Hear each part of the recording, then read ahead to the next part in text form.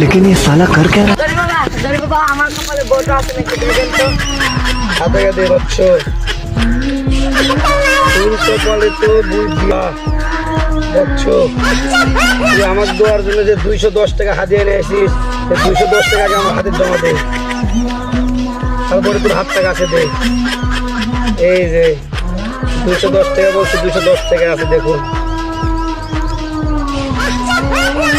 তোর কপালে বিয়ে হবে 30 সালের দিকে, 2025 সাল কত করে তোর বিয়ে হবে।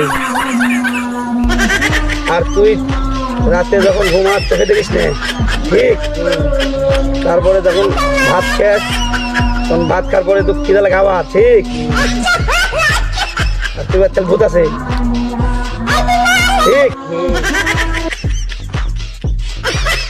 তুই এত কিছু জানি কি করে? আমি কি জন্য দৌড়ি বাবা হচ্ছি সত্য, তুই এগুলা কি বুঝিস না? তুই তো বুঝবি না, তুই তো মূর্খ মানুষ। 40 বছর থেকে হলো কামরূপ কামাখ্যার থেকে এই দৌড়ি বাবা হয়ে আসছি, তুই বুঝিস না?